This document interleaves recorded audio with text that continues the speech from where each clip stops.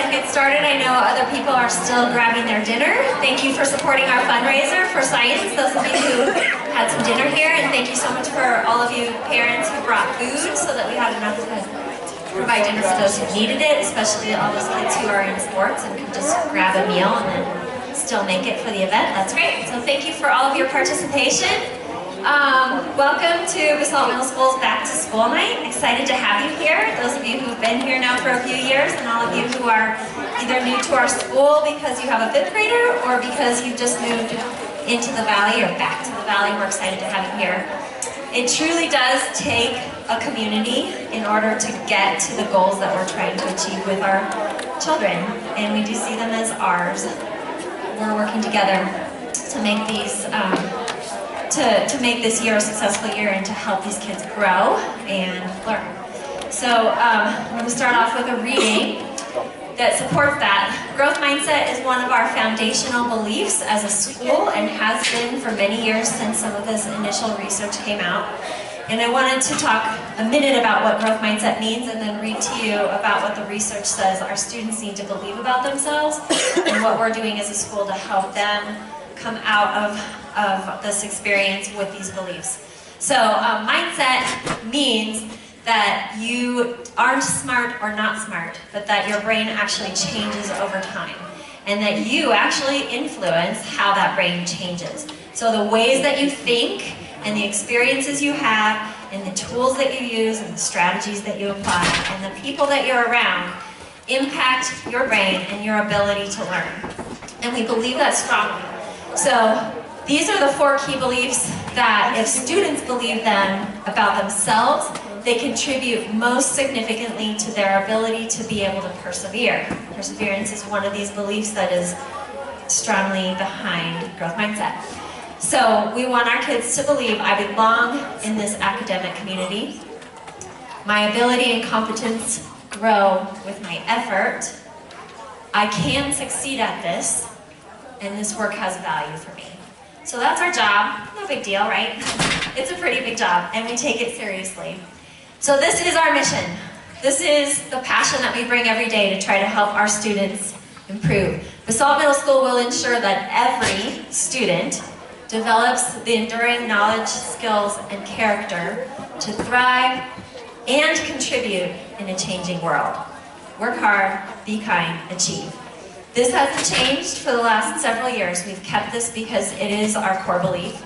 We added the emphasis on the word every because we really do try to track every student's growth. It's not just the kids who need help. It's not just the kids who are excelling. Every single student, we want to make sure they're meeting their goals, both in character and knowledge and skills. And then we added the word contribute because more than anything, we want our kids to be able to leave here being able to give back to their community and make a difference. So within that mission, there are 2 parts to the vision. These are our school goals, and again, these have not changed. They're still the core of what we do, but some of the components within that have changed. So, high quality instruction and climate and culture are our 2 parts of our vision. Within high quality instruction, we have a few things that'll be new and improved this year. We have a new math curriculum with smart boards, and the teachers are receiving training. Our previous math curriculum was really successful, kept the standards high, had high rigor, and our students made a lot of growth, but what this curriculum adds in is the engagement component. So not only are students being held to a high standard, but they're being taught in a way that has more inquiry-based and is more engaging and develops that higher level critical thinking that teachers had to come up with before because the curriculum didn't provide that part, and now the curriculum actually provides that part. We also have new flexible furniture. Thank you again for helping pass the bond. The last component of our remodel is implementing a bunch of new furniture that has more flexibility and also will help us support inquiry and collaboration with our students and all of that 21st century learning that we're really looking for to prepare the students for their futures. And then depth and complexity is something that our teachers, our district offered some training last year, and these are just posters you'll see around the school, and there are images that go with different type of curriculum to help our kids think more deeply about their learning and also to kind of create more critical thinking. And so this is something that our staff had really got excited about, and we have several people going to training in Denver this weekend, and they've come back and taught their peers here at school, and we hope to be continuing to use these images more to help you think about the big ideas. So within climate and culture, our second goal, we have also some new initiatives this year that we're trying to improve on. First of all, Web Leaders is the Where Everyone Belongs program that our 8th grade leaders brought our 5th graders up and had an orientation before school started, and they're mentoring them through this transition year. So we really hope that that can be a support of helping set up the culture with our youngest kids as they move through our school. We have Evergreen Waste starting a compost program with us as a school, and we are working with Mountain Waste to deal with our recycling so that as a school we can take more responsibility and contribute with some good choices with our students. And all of our waste from the cafeteria will be composted now, and we're trying to be just more responsible and model that with ourselves and with our students as a school. And then outdoor education has always been something that's been important to us, but we're continuing to try to increase that more and more. I know this week we have some 6th graders leaving tomorrow and some the day after. We have an outdoor ed trip with 5th grade the following week, and then 8th grade the week after that. 7th grade takes theirs at a different time. So we're just really excited to be able to offer these opportunities for kids and hope that you take advantage of that. And if you have any questions about those, because we know there's a cost involved, and we also know that kids are away from home and that can be scary, we want to make sure that you contact us or Conchita, our family resource person, and we can make sure to help support you through that. But it is really important to us. There's a lot of research that outside time is really good for the brain. And it also helps us really build that community that supports climate and culture in our school. And then finally, Crew All Day is part of our goal from last year, where we're really trying to make sure that all throughout the day, not just during crew time, students are working on the character skills, the habits of a scholar. They're working on trying to improve their ability to take a risk, that adventure, and be willing to try a risk that's challenging. And then the sense of belonging, that the way we treat each other in crew is, most of our kids on their survey have reported that crew is where they felt most safe, and we want that feeling to now go into all of their classes. And then finally, the academic advisement piece is happening throughout the whole school day. So belonging, compassion, growth mindset, and really consistency this year is something that I'm super excited about. Last year we started our school year still under construction, and this year we started off our school year with common expectations across the whole school. So we have a lot of things now in place that I think are really helping with that climate and culture.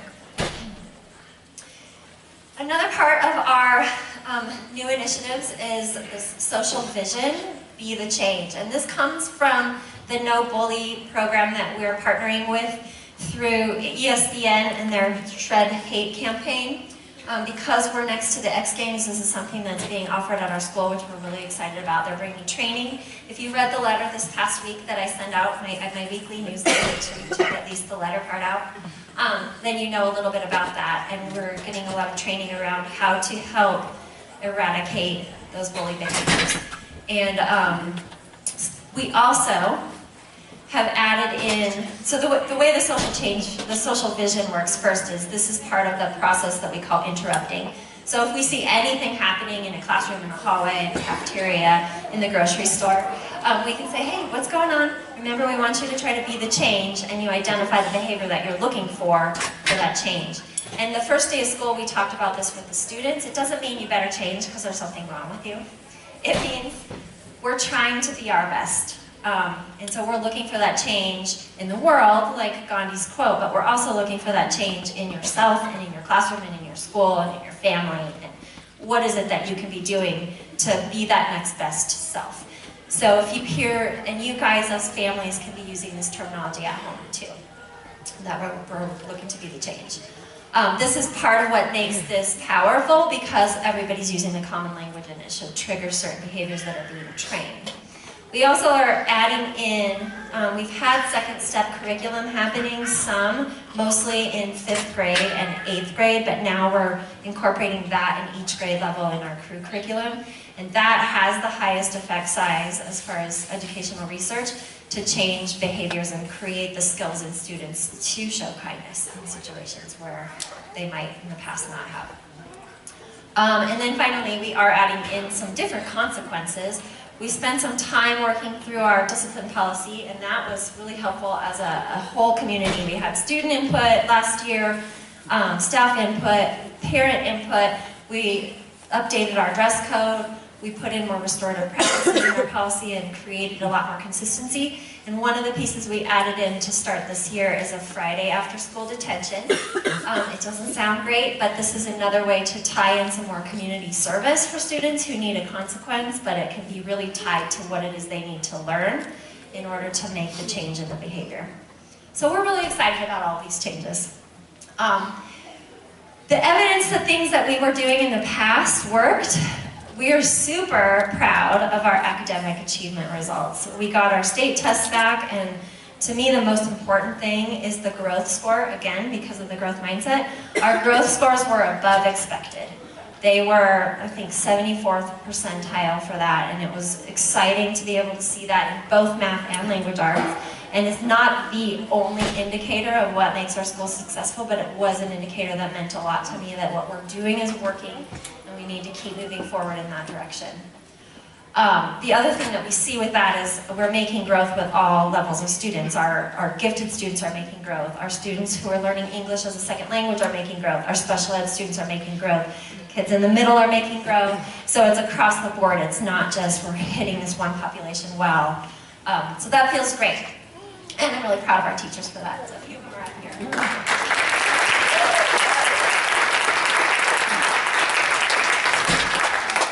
So I already spoke with you about the discipline updates and the consistency.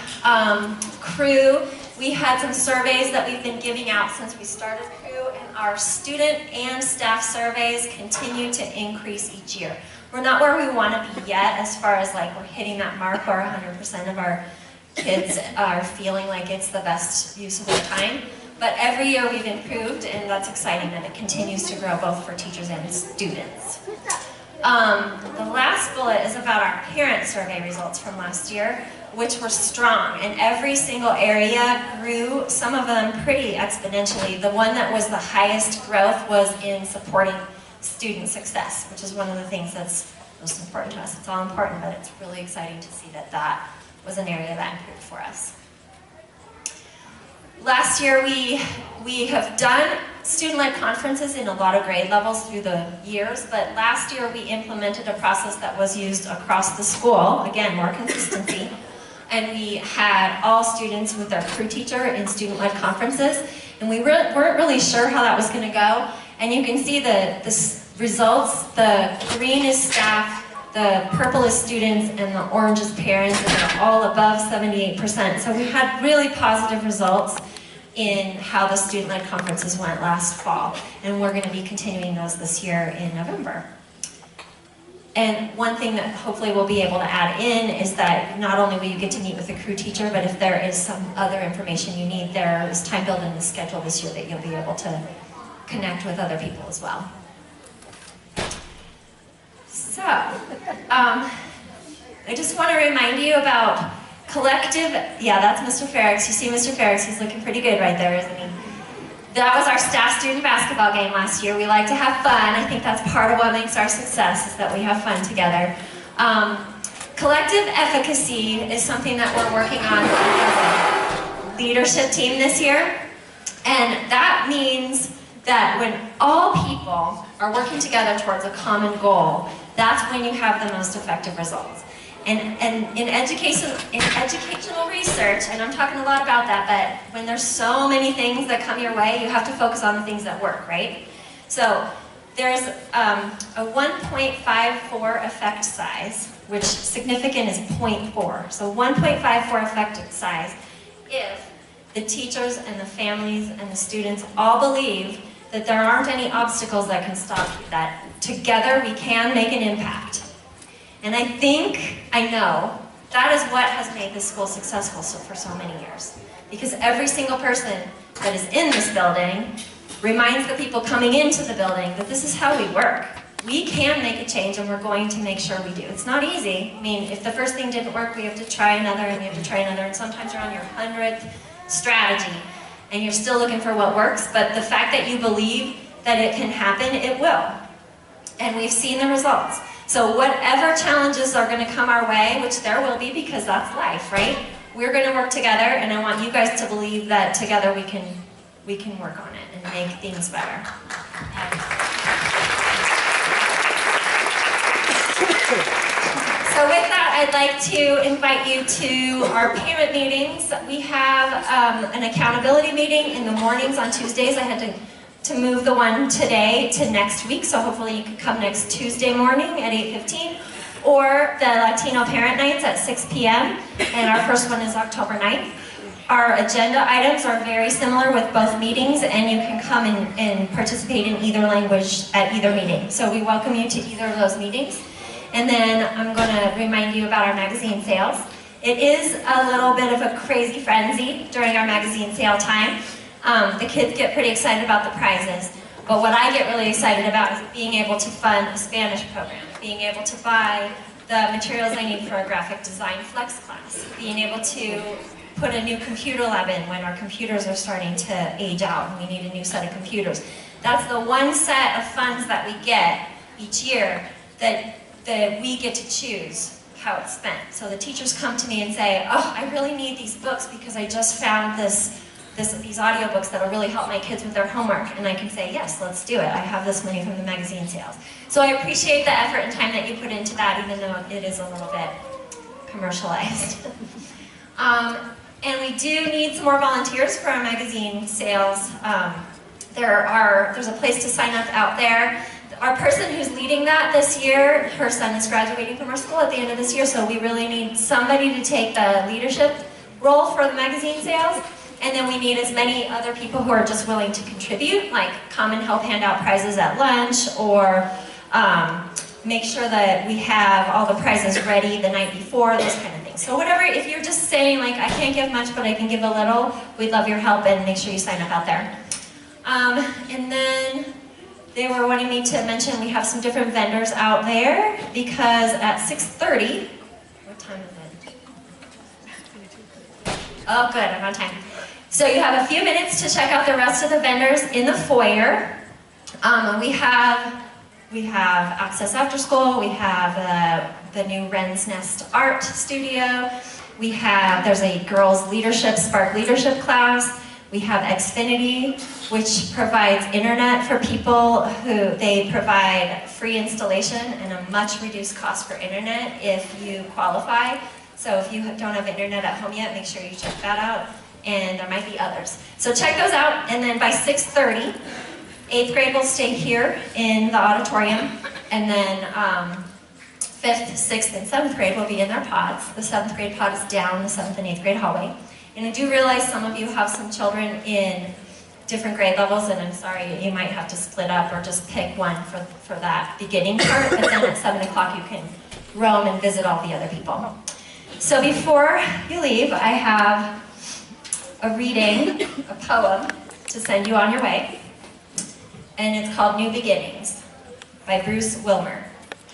Each chapter that is ending leads us to a new beginning. The past that we are leaving means a future we are winning. Each change that fills the present sets the stage for our tomorrow. And how we meet each challenge helps determine joy or sorrow. In every new beginning, spirit plays a vital part. We must approach tomorrow with a strong and steady heart. So as we turn the corner, let all apprehension shed, and fill our hearts with confidence as we proceed ahead. And that's also for the parents, because you have middle schoolers. And so I want you to proceed with confidence and optimism, because it is a changing time. And it's an exciting time, and it's so fun to watch them learn and grow. And they will make mistakes. And so we want to make sure that you feel positive about how you're supporting them through those mistakes, and we're going to approach them the same way through that learning. So enjoy the rest of your evening. Thank you so much for your support throughout the school